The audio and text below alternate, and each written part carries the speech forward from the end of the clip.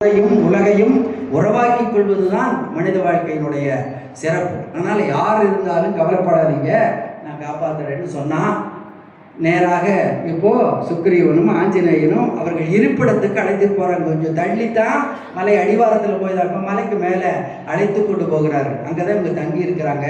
அங்கே சில வானர பெண்கள் எல்லாம் இருக்கிறாங்க. அவர்களெல்லாம் இப்போது வந்து ராமனுக்கு அந்த உபசாரங்களை செய்கிறார்கள், எல்லாம் பரிமாறுறாங்க.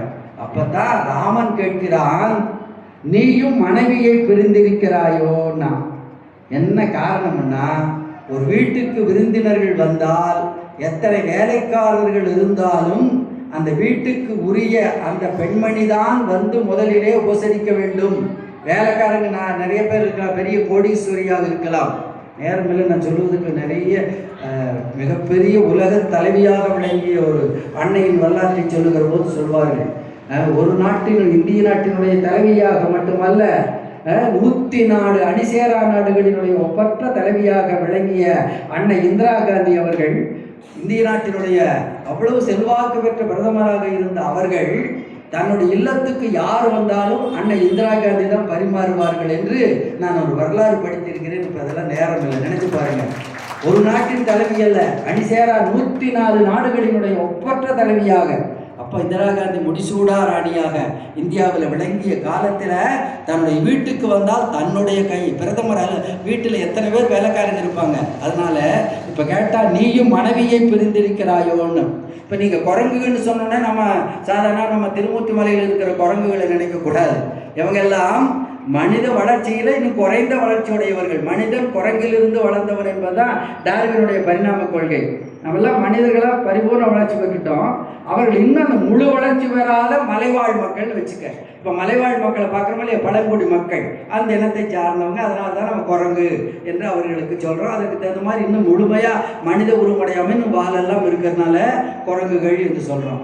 அதனால இப்போ நீ உன் மனைவியை பிரிந்திருக்கிறாயோ என்று கேட்டான். ஏனென்றால் விருந்தோம்புகின்ற பண்பு தமிழ்நாட்டுக்கே உரிய பண்பா.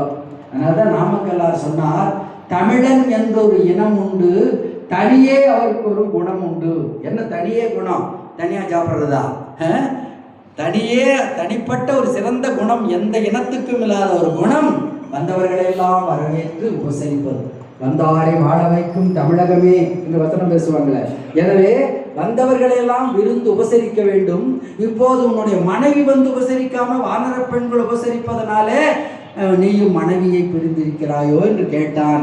உடனே ஆஞ்சநேயன் ஆரம்பித்தான், இவனுக்கு ஒரு அண்ணன் இருக்கிறான், வரம்பில் ஆற்றல் வாலி.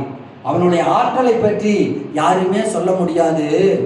அவன் எப்படிப்பட்டவன் என்றால், கால் அவன் கால் காற்று, சாதாரண காற்று அல்ல, புயல் காற்று. புயல் காற்று வந்தால் பெரிய மரங்களை மலைகளையே அசைத்து பார்க்கின்ற புயல் காற்று வந்தாலும் இவனை பக்கம் நெருங்க முடியாது. கால் செல்லாது அவன் முன்னர். அதை விட மிக முக்கியம் இன்னைக்கு கிருத்திகை நாள்ல கந்தவேல் வேல் செல்லாதவன் மார்பில். கந்தவேல் வந்துட்டார். கந்தவேலினுடைய வேல், முருகப்பெருமானுடைய வேல் என்ன சாதாரணமானதா? கிரவஞ்சகிரிங்கிற மலையை அந்த வேல் 2ஆ பிளந்தது. மலையை 2ஆ பிளந்த வேல் முருகன் கையில் இருக்கிற வேலாயுதம் சாதாரணமானதல்ல. வேல் வேல் வெற்றி வேல் வீரவேல் என்று அந்த வேலையே வணங்குறோம். பல இடங்களில் வேலை மட்டுமே வைத்து முருகனாக வணங்குற பழக்கம். இலங்கையில யாழ்ப்பாணத்தில் எல்லாம் வேல் வழிபாடு தான். சிலப்பதிகாரத்தில் வேல்கோட்டம் என்றே பெயர், வேல் கோயில். அப்படிப்பட்ட அந்த கந்தவேலினுடைய அந்த வேலும் கூட அவனுடைய மார்புல பாயாதான். அதனால்தான் வரம்பில் ஆற்றல் வாலி. அது மட்டுமல்ல, மேரு மலையை, கைலை மலையை வேரோடு பெயர்த்தெடுக்க விரும்பினாலும் எடுக்கின்ற ஆற்றலுடையவன். மலையை அப்படியே தூக்கி வேரோட புடுங்கணும்னா புடுங்குகின்ற ஆற்றலுடையவன். பார்க்கடலை கடைந்து அமுதம் எடுக்க வேண்டும் என்று ஒரு முடிவு செய்தார்கள் தேவர்கள். ஆனால் தாங்களால் மட்டும் அதை கடைய முடியாது. பார் கடலை கடையணும். நம்ம வீட்டில் இருக்கிற சட்டியா கடையிறதுக்கு பார் கடலை கடைய வேண்டும். சாதாரண மத்து போட்ட முடியுமா? இமயமலையை மத்தாக போட்டு, எது மத்து?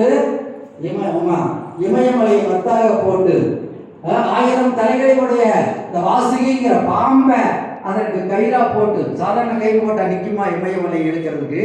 1000 தலைகளுடைய வாசுகிங்கிற பாம்பை கயிறாக போட்டு இப்போ கடையணும் பார்க்கடலை. உடனே தேவர்கள் எல்லாம் வந்து பார்த்தாங்க. நம்மனால முடியாது, இதுக்கு அசுர பலம் வேணும். அதனால் அசுரர்களை கூப்பிட்டாங்க. வாங்க வாங்க, நீங்களும் ஒரு பக்கம் நின்னுங்க, நாங்கள் ஒரு பக்கம் நிற்கிறோம். நாங்கள் நின்னா எனக்கு என்ன தர வேண்டாம், உங்களுக்கும் அமுதம் தருகிறேன் அப்படின்னா. அமுதம் கொடுத்துட்டா அவங்களை அழிக்க முடியாது. அதனால தான் பின்னாடி பெருமாள் மோகினி வடிவெடுத்து கொடுக்குற மாதிரி கொடுத்து இவனுக்கு கெட்ட நம்முடையவங்களை எப்படி கெடுக்கணுமோ அப்படி கடவுளுக்கு தெரியும், கொடுக்குறவருக்கு தெரியாதா? அதனால பின்னால் மோகினி அவதாரம் எடுத்து அதெல்லாம் நடக்குது. இதுக்கெல்லாம் நேரம் இல்லை. எல்லாரும் நின்று பார்த்தாங்க, அசைக்க முடியல. கையில மலை அசைய மாட்டேங்குது. சோர்ந்து போயிட்டாங்க, கை சோர்ந்து தேவர்களும் விழுந்துட்டாங்க, அசுரர்களும் விழுந்துட்டாங்க. மலை உள்ள போக போகுது, மலை அப்படியே கீழே இறங்குது பார்க்கடலுக்குள்ள. மேலே சுத்தினா தானே அமுதம் வரும், உள்ள இறங்குது கார் சக்கரம் மணல் இறங்குற மாதிரி. அப்பத்தான் பெருமாள் கூர்ம அவதாரம் எடுத்து, ஆமையாக அவதாரம் எடுத்து, அந்த ஆமைக்கு பெரிய ஓடு, அந்த ஓட்டுனால உள்ள போகாம மலையை தாங்கி கொண்ட தியாகம் திருமாலுடையது என்று பாராட்டுவார்கள். ஆமை கூர்ம அவதாரம் அப்ப எடுத்த